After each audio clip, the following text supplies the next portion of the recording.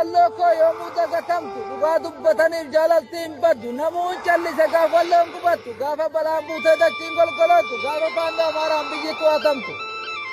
gaafa dhugaan rabbiin nu jalaa hawwaattu biyyoon teenya diinaa yoomuun to'atamtu deessee lafaa qabdii hayyoonaa jiraattu biyya ofirratti lubbuun tiyya baatu wardiyyoota biyyaa qaqalloo warqituu seenaa saabaa darbeessini warra hojjetu seenaa saabaa darbeessini warra hojjetu Maalif kophaa baatee walloon kan miidhamtu tamsirraa baqattee walloo firratti abdattu silaa sabummaa fi kanatti reebamtu godina addaatiin maalif kan waamamtu silaa walloon cabe diinni kan barbaaddu walloo cabsu yoomuu diinni hin milkoottu maalif dhabde Oromoo walloo mamara saasaatu Oromiyaa keessaa kan inni dhaabbatu ilmaan qotee bulaa daldalee tiffatu kan inni biyyaa bahee biyyoormaa jiraatu isaan bichaa garre kan walloof dhaabbatu Abbootii amantii artistootaa taatu hayyuun biyya keessaa olomaa'is taatu hayyuun qabna jedhee Oromoon abdatu Oromoo wallootii gabbeen dubbatu jara kan hundinuu firri sin gaafatu moo Oromoonni walloo fira siniin taatu kaffeda callisee kaffedaa dubbatu ilmaan qotee bulaa walloonaa jiraatu nu yoomuun dubbanna hamma qadiraatu gurra abbaa isaa walloon gadintatu dhiigaan sararaniitti sandaangaasaatu silaa Oromoon beeka aduu sittin baatu fira dhabde walloo nama sii dubbatu fira dhabde walloo nama sii dubbatu Hidhataa waraanaa kanii wal waraante yoom beeke Oromoo waan ati rakkatte warra dishkaan dhufe kilaashii simatte kilaasha duntaane rasaasa dhibamte abdiin kutiyyoomuu dhugaadhaaf dhaabbatte garaa soomanaatiin beelottee deebatu. Waa'ee sabaarraa dubbadha. Waa'ee sabaa halkanii guyyaa baruus waanuma wallootti iftaanis waanuma wallootti torbaan kan mee kannaafme torbaan takka akkamii walii kanuu dadhabne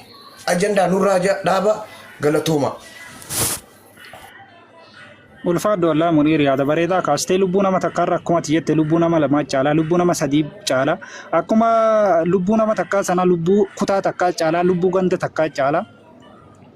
yeroodhaaf dhiisaa osoo hin taane akkumaatiin jette yeroodhaaf gargaarsa nama dhuunfaa maddiitti keenye akkumaatiin jette hanga harraayyuu taa'eera hanga gargaarsa walloo kana xumuramu maddii kaayyame ummata kanaaf osoo dhaabbatame ummanni kun akka dhiiraatti du'aa jira waan ta'eef akka dhiiraatti ajjeesee kuffisee kufaa jira waan ta'eef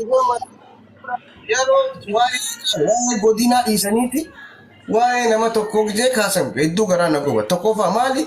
callisaniiti gaafa waa'ee sabaa dhufu waa'ee nama dhuunfaatiin as gadi bahan sabni manni kuni ani faallaa ummataatiin hanqala namni keenya akkamii yaaduu dadhaba ani amma haadhatii yammaan taane fakkeenyaaf nama takkaami wallaahi hin obsaaf amma waa'ee nama godina guutuuti waa'ee shiibiiti waa'ee ummataatu dhabamaa jira waa'ee nama tokko haadhatii yoo ta'e yeroodhaaf torbaan kan achiin kaa'e haadhatii tana dhalte yoo taate kana achi garuu fuloora qabna marree qabna jedhanii waa'ee nama dhuunfaadhaan fiiguun no kuni yoo ani Oromoo qaba dhiiga Oromootiin na keessa jira lafeetii yoo jette yeroo ammaan tanaatti dhugaan jirtu tana liqimsa taniin joota ifama. Galatoomii ulfaadhu Munir yaada bareedaa kaaftee wallaahi yaaduma ani immoo waan irratti ture kaaste. Ibrahim carraamee kan namoota hedduutti beekaa fa'aa Dr. Seenaa Aggaaroo fa'aa hedduus dura turanii jirani. Mee waa jettu Dr. Seenaa Aggaaroo achi booda beekaa ganni itti fufa. Assalamu alaikum warahmatullahi wabarakatuh. Wa alaikum assalam warahmatullahi wabarakatuh. Ani waa biraallee jechuu hin barbaadu garuu warroota giiftarootaaf yaada qaba maaliif yoo jettanii amma yaani leenca kennanii maal kennanii qoodana giiftiidhaan uummata kana gargaaranu utuu akkaawuntiidhaan gargaaranii gaarii natti fakkaata. Galatoomii ulfaadhu bara isa maallaqaa san irra hedduun nima jaalanna turre sanuma barbaanna turre akka yaada gabaabduu kennuudha garuu akka barsiisaa abdataa jedhe Oromoon na argaa fedha. Hin kennanii arginee jirra bara ammas qindeessinee bargaree sana keessa barra giiftariinis jira namni Ameerikaas Kaanaadaas namoota hedduu jira doolaara 100 namni siif kennu hin jiru doolaara 50 namni siif kennu hin jiru gadi baanee itti iyyaa jirra akka biyyoota faranjiin goofandimeen banamee jira namni doolaara 100 galchu hin jiru hin kennamuu dirqama na argaa ta'e ijuma akkuma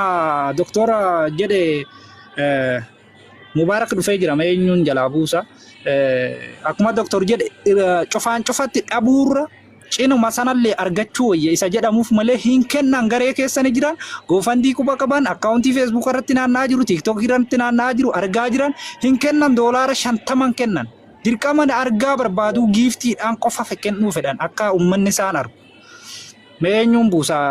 saaliyaa yaada fitatteetti immoo doktar seenaan buusa qoy. Qabatanii torbaan guutuu ajajduba kana godhuudhaa bar sanumaa bar giiftii fi asirratti akkaawuntii himaa asirra gargaarsisuudhaa bar kanumaa bar ajanduma takka godhachuu qabu. Muniir na dhaggeeffadhu waan kanarratti hojjetameera tole jedhee akkaawuntii sirraa fudhatee deemaa hin galchu akkam goota dhaqxee giddiin galchi takkarraa fuutee achi deemeen dagata namni yeroo kanarratti asirratti yoo ta'een alatti beeyta dhugaadha guutummaan guutuutti soo argate silaa baay'ee namatti tola beeyta. Bar guyya takka irraa dubbannee yoo usneedha bar guyya takka irraa dubbannee yoo usneedha yookiin waanuma kanarraa haasoo inni wanni kun ni milkaa'a hojjetti yaadu. Salaam alaikum. Galgaluu kana ta'uu qaba. Galgaluu waa'ee walloo ta'uu qaba. Akkam jirtu? Mubee sagantaa mubeedha kennaa yeroo tokko. Nagaadha mubee akkam. Nagaa jirtu? Nagaan. Alhamdulillah. Qaatan nufe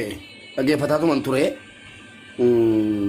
nama ajaa'ibaa ilaa jala keenya tokko fayyisuudha tokko ajjeesuu hin qabnu. Dhageessanii tokko ajjeesuu dhugaa rabbii dubbachuun furaman kutu isa uummanni walloo jedhu kana walloo miidiyaa kanarratti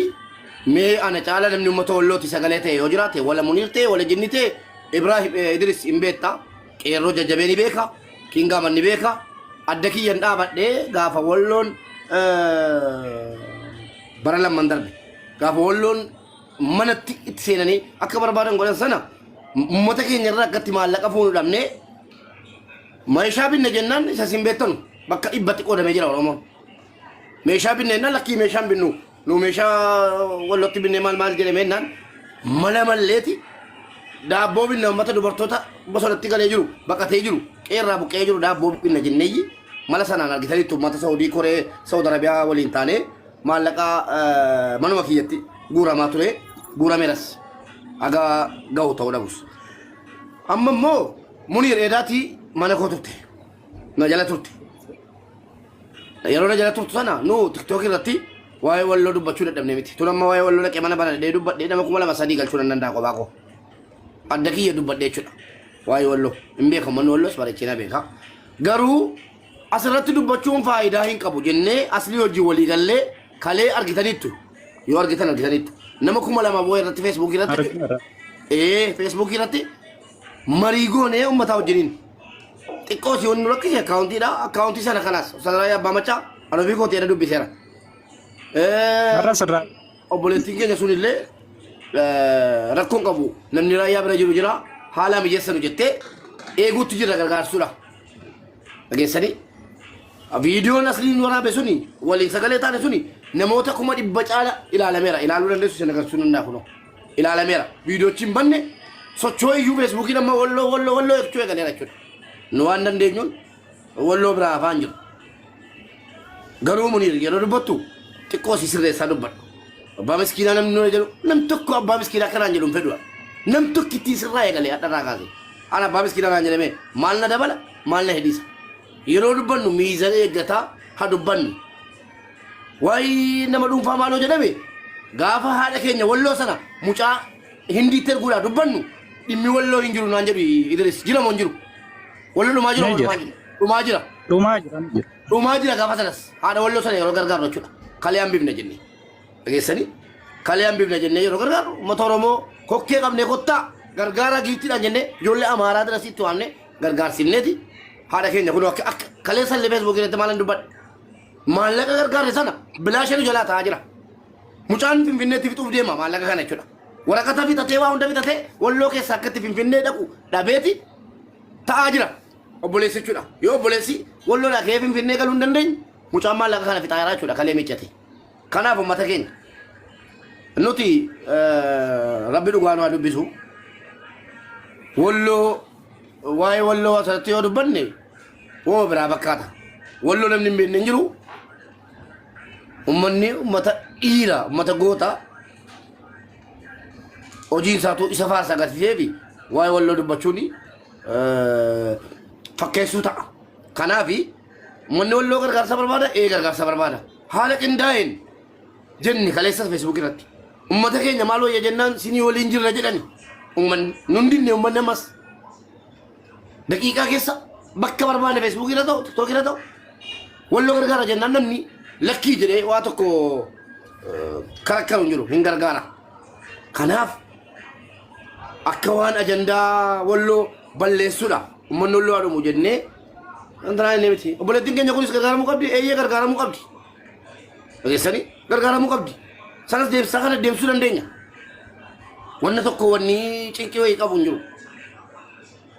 kanaa jennaan haalatti tolchuudha malee haala xiqqoo nama walirraa fageessu tokkasitti dubbachuu dhibne gaariidha amma mubaaraki yoo intala ta'e intala ganda keetiiti malee ganda mubaarakii miti jimmarraan finneen anuu ijoollee jimmaati takka sagalee ta'e hin beeku kun amma hoolaan tokko naa arrabsaa jira amma laayibiirra ta'a jechuudha jimmaa sagaleen taatu naan jedhe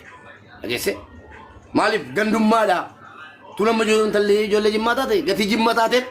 dhimma uummata walloo ukkaamsuudhaaf fudhatee dhufe naan jedhama intalli ijoollee argeetti ittimi ka kura bilbila sii kenna nurraa ittimi jaallannee miti eeyyee walloo dursina tole ittimi nurraa kana jedhiiti ati sitti dhiyaatu ijoollee naannoo keetiiti sirraa bareeda ijoollee nama kee dawwalee sagantaa hin qabdan nu biraa amma walloo dhumaa jira jedhe waan jedhi naan jedhan ni beektaati ijoolleen keessan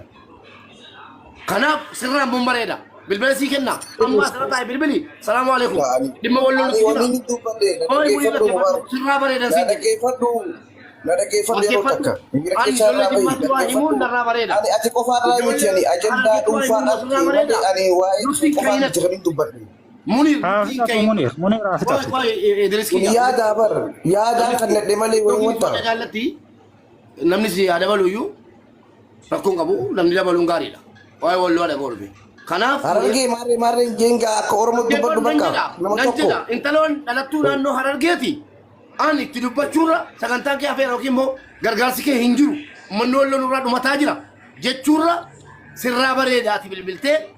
salaamu alaikum ammuniin abubakari nama sagalee isinii ta'a ture uummata oromooti warra sagalee ta'a ture dhimmi keessan haa turu dhimma dhuunfaati haadholii walloo dhumaa jira yoo jette sirraa bareeda dhugaa dubbachuun birooma hin kutu jechuudha amma tuu dhimma jimmaa ta'e narraa bareeda dawwaletan heloo akkas akkasii kutaadhaan adda baasuun beeku kutaadhaan takkumatti beekan oromoo takkattiin beekan oromoo takkattiin beekaatis jechuu ni dandeessa feetus itti fufsiisuu ni dandeessa mirga keeti yaada kee maa qaatan galee dhagaa jira yerooti feemasoonni tokko nama nu jalaan qabina sun dhimma dhuunfaati kun dhimma wallooti eeyyee dhimma wallooti jaallannee miti an jaalladhee miti an amma natti dhiisaa wayin jee ammas dhiisaan jennee bar guyyaa lamaa sadii wanna kanarratti haa xiyyeeffannuun jee kuni akka nama kamiifuu waan ummataa walitti dhoofu nun godhina nus jaallannee maatii keenya qabsiifnee biyya keessatti lafaa jirra dhageessanii wallaahi dhaasiin maatii keenya qabsiifneeti qumaara qabsiifnee asii iyyaa jirra malee miindaa wayii nuu kafalamu wanni nuu kafalamu tokko hin jiru eenyuun keenyaafu maatii keenya qabsiifnee biyya keessatti asii iyyaa jirra kanaa jennaan ummanni walloo gargaaramuu qaba eeyyee gargaaramuu qaba hin tureeyyuu ummanni kun eenyuun cala oromoo kutaa 11 irraa haqa qaba kutaa kamiin caala eenyummaa isaa eeggatee hagaadhaa diinaa wajjin wallollo lamu kan jammare ammaama hadhaa mitiin durii irraa kaaseetu gara hundaan lolamaa jira hundi keenya iyyuu dhagaadhuma callinu hadha immoo gadi ba'anii iyyatan sheemiidha yeelloodha kun ergasii hin iyyatan gaafa nu mana ijaarranna jaartii buuna maal goona jennee maallaqa baankii keessatti kuufannu waan hojjenne jarri immoo gaala eeganii reetti eeganii gammachuun jala kilaashii bitachuudha kilaashii nyaachuuf miti immoo eengaddaa wanni haatu sun atattamaan gargaaramtee guyyaa sadii keessa miiliyoona 2 bu'eef sababii isii kilaashii gurgurte wallo du'ee qileetti seena malee kilaashiin gurguru ilmoo baasee gurgura malee sanatu ummata keessa galee erguma bakilaashii baaftee gurgurte kalaas kun dhuma dubbii jedhamee sagalee taameef kanaaf obboleewwan keenya dubbadhaa nama gaggachi kunoo asan jiraan wallaahi hadha mana kootti mana keetti walloo gargaaramoo jettan waa tokko anne natti tolaan jibbaan qabu nutti natti dhufanii jennaan